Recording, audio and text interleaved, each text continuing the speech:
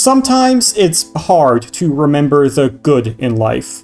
We're constantly surrounded by negativity, by hate, by evil. I personally have a very pessimistic view on life. So I know how easy it is to get yourself trapped in a whirlwind of despair. Lucky for me, then, that there's artists in the world who've poured their souls into creating joyous works of art like Fruits Basket. So then, Year of the Dog. That makes me feel so much closer to you already. After all, I'm a dog. My head. Will you at least try to control your baser urges? For the uninitiated, Fruits Basket is an anime that originally aired in the early 2000s, but got a remake in 2019 that was more faithful to the manga, and is a good deal longer. It's actually several seasons long, and at time of writing, I've only seen the first. Fruits Basket is a shoujo through and through. Most of the runtime is spent with the protagonist, Tohru Honda, as she builds relationships with several hot boys in her local area, and their strange family. Now, I'm not gay, but would. Direct your lust toward me! I don't know what the Fruits Basket community was like back in the day, but I imagine it must have been just as wild as the Twilight fandom. For the record, at the end of Season 1, I'm firmly on Team Kyo. It just makes sense to me. Kyo's personality is more interesting. Yeah, he's standoffish, and aggressive, he's kind of rude, and a jerk. He doesn't seem to like people very much, but Tohru is perfect, and she can fix him, okay? Anyway, diving into Fruits Basket's blooming romances aren't what I'm here to talk about today. As prevalent as the building feelings are in the show, another aspect of Fruits Basket made itself much more apparent to me as I watched the first season. That aspect being Tohru's ceaseless capacity for positivity and kindness. To get into what makes Tohru my favorite character in the show, I'm going to need to do a bit of a deep dive into spoilers for Fruits Basket's first season. If you want to watch a show that will make you feel all warm and fuzzy, make sure to leave a like and a subscribe on this video. Then go and watch Fruits Basket. Obligatory spoiler warning given, let's dive in. When the series starts, Tohru Honda is homeless. Like, fully homeless. She's living in a tent in the middle of the woods. But she's only in high school. Why is she homeless? Where are her parents? Dead. Her mother died very recently, in fact. Only a few months ago. Due to complications with other family members, she's now living alone in a tent. And somehow, she's happier about living in a tent than I am about living in a house. I'll never give up. No matter how small and flimsy, anywhere can be home once you get used to it. Tohru has to manage a lot for such a young girl. In addition to mandatory camping, she's going to school full-time and spends almost all her free time working. A lifestyle like this is simply not sustainable. Something's gotta give. The thing that ends up giving is her tent, as it gets swept up in a landslide. This commotion catches the attention of Yuki and Shigure Soma, who realize Tohru's home crashed harder than 2008, and they offer her a spot in their house instead. I can't! If I moved in here, I'd only be a burden on you. Miss Honda, we don't consider it a burden, so please just accept. Tohru is clearly very considerate of others. Perhaps too considerate, but I'll touch on that particular flaw of hers later. For now, the stage is set for the rest of the series to play out, and for Tohru to shower the Soma family in unending kindness. I'm more than happy to give you a hand. No, please, that's far too much to ask of you. Nonsense. It's good to help each other out when we face problems. For a variety of reasons, the extended Soma family is rather toxic and mired in internal family politics. Both Kyo and Yuki, the two secondary main characters, have their own reasons for resenting each other, as well as the family at large. I want at least 1 foot outside of the Soma cage. I can't understand why you want to be inside it so badly. Kyo and Yuki are rather pessimistic about life in general. They think poorly of themselves and don't often see the bright side of things. That is, until Tohru walks into their lives. As she lives with the Somas, her kindness proliferates and changes them all for the better. Many episodes depict Kyo and Yuki, or any other Soma family member, going through some sort of turmoil, then being comforted by uncharacteristically wise words from Tohru. I want to live for the sake of others. That's why I think it's okay to have that nerve to keep on living. It's like she has some kind of superpower to take any situation and frame it in a positive light. Over time, her positive attitude changes Kyo, Yuki, and everyone else she comes in contact with. She systematically dismantles the Soma cynicism and replaces it with a foundation of optimism.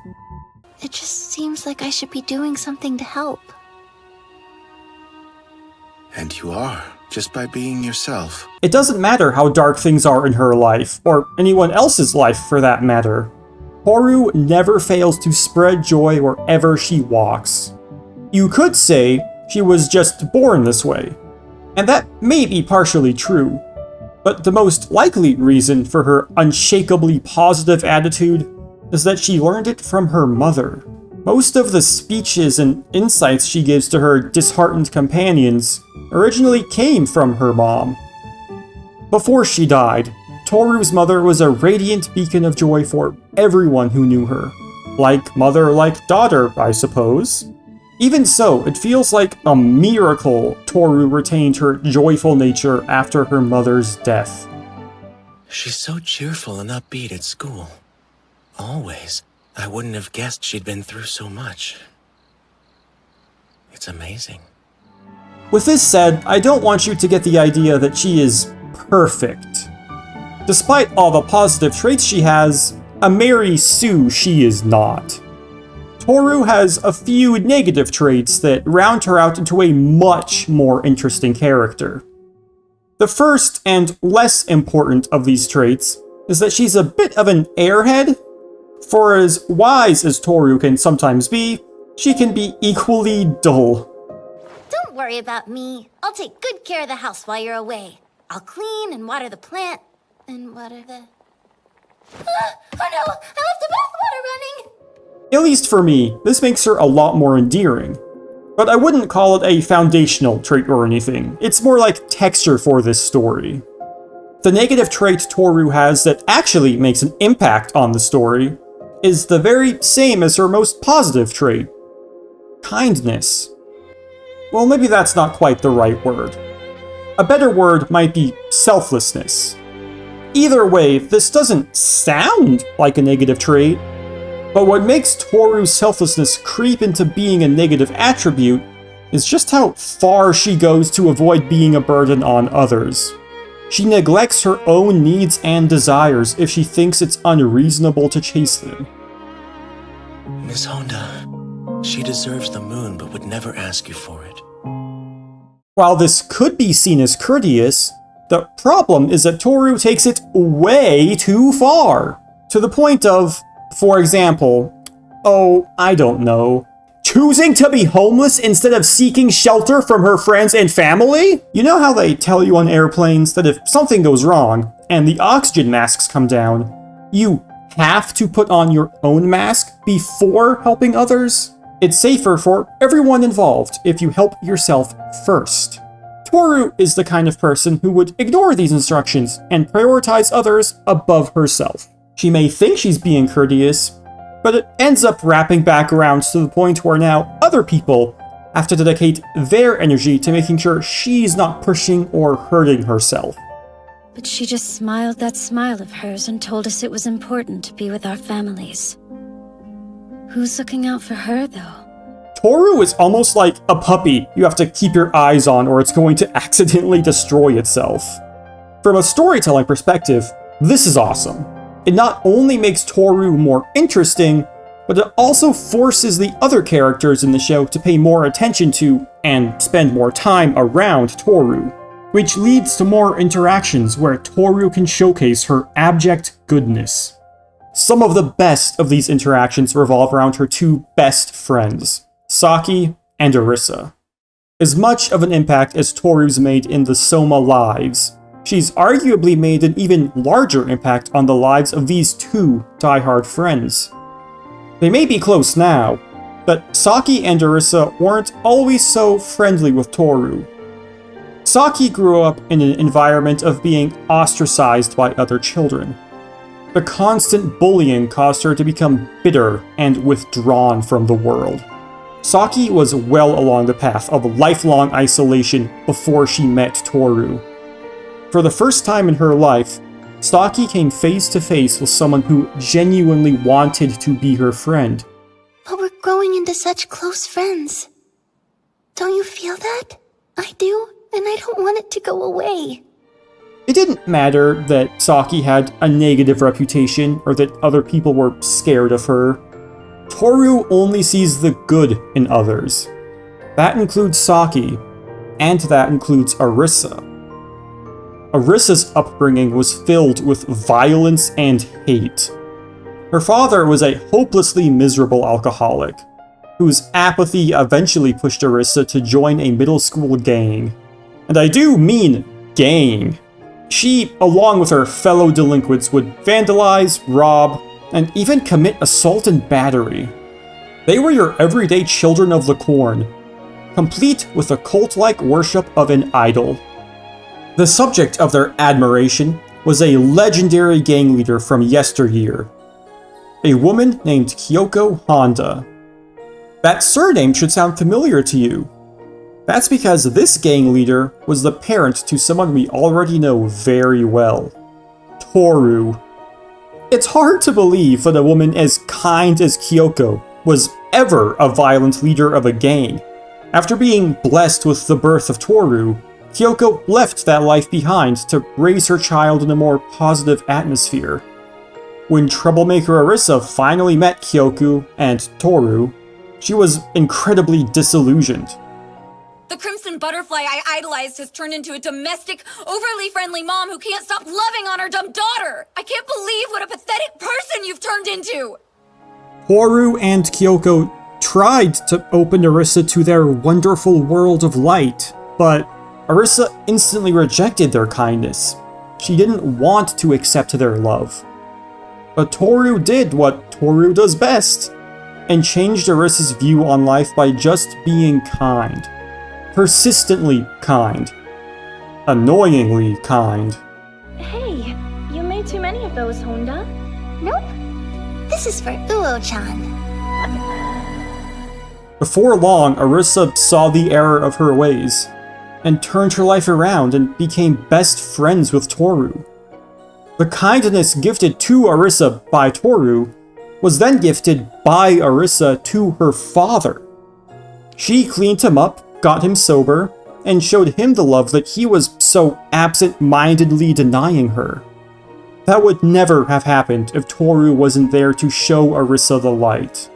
Her life, and Saki's life, were forever changed by the selfless acts of this single young girl. By now, I think I've made my point. It should be crystal clear how Tohru's graciousness impacts the world around her in incredibly positive ways. I really could end the video here. If I did, we'd have ourselves a nice little video with a message about how we should all strive to be good and generous like Tohru. But I'm not entirely satisfied leaving things here. At the end of the day, Fruits Basket is a fictional story, and Tohru is a fictional character. Does the message of Fruits Basket really apply to reality? Does being kind and staying positive actually make the world a better place? Does trying to spread love actually improve the world around us? I believe it does. And I believe I have the perfect example to prove it. I have here a story about a real person who used their influence to reject evil and embrace good. This is maybe my favorite story in all of history for what it represents. It's a wonderful and powerful story with a clear message. Please allow me to tell you the tale of Alfred Nobel. I bet you've heard the name Nobel before. Do you remember where? It's the name of a prize, the Nobel Peace Prize. This is an award given annually to the person who has done the most or the best work for fraternity between nations, for the abolition or reduction of standing armies, and for the holding and promotion of peace congresses. The Peace Prize is one of 5 prizes that Alfred Nobel formed and funded at the end of his life. Today, these prizes are inextricably linked to Alfred as his greatest achievement. However, in his time, he actually created a lot of things. Nobel was a very proficient inventor. Before making the Peace Prize, he was known the world over for a different invention: dynamite. Blasting caps, nitroglycerin, smokeless gunpowder. Nobel invented it all. While these inventions could be used as tools to aid in human life, they were primarily used as weapons of war, as deliverers of death. Why would a man who made his career making weapons suddenly dedicate the twilight of his life to the formation of this Peace Prize? Well, as the story goes, it was because of bad journalism. Nobel had a brother, Ludwig, who died while Nobel was still alive. After his death, the newspapers did what all newspapers do, and got to work on writing and printing Ludwig's obituary. All of them, except for one. One newspaper company seemingly didn't get the memo, and thought that Alfred, not Ludwig, was the one who died.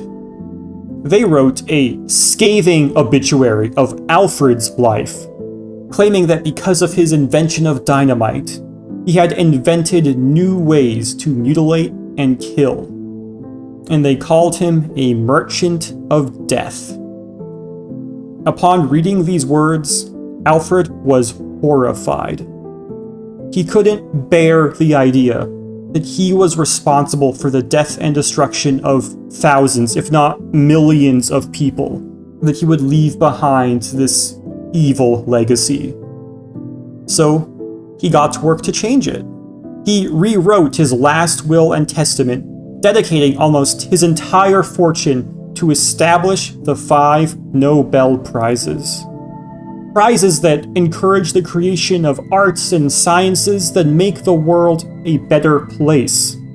Prizes that would eventually be won by the likes of Marie Curie for her invaluable scientific discoveries. Won by Mother Teresa for her generous acts of charity for the poor, the orphaned, and the terminally ill.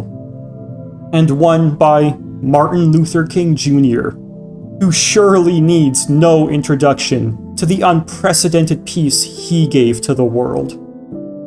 If it was Nobel's intention to leave behind a legacy that would make the world a better place long after his death, I'd say he's more than succeeded. Nobody remembers Nobel as a merchant of death. We only remember him for the name associated with an annual prize awarded for acts of peace. So, here at the end of the video, what's my point? Why bring up these stories of real people in a video about my favorite character from a silly anime? I bring it up because, more often than not, art imitates life. Acts of kindness make a difference in the world. Good begets good, both in our media and in the real world around us. I guess my hope is that we can all learn from people like Martin Luther King Jr., like Alfred Nobel, like Mother Teresa, and like Tohru. her world-changing positive attitude doesn't have to remain fiction. If we can be positive people who spread joy instead of fear, good instead of evil, and love instead of hate, then we will make things better. Nobel knew it, Fruits Basket knew it, and now I hope that you know it too. The world is such a dark and evil place. Wouldn't it be nice if we could make it just a little brighter? Thank you so much for watching this video. Please watch another one if you think that would bring you joy. And please have a wonderful day, everyone.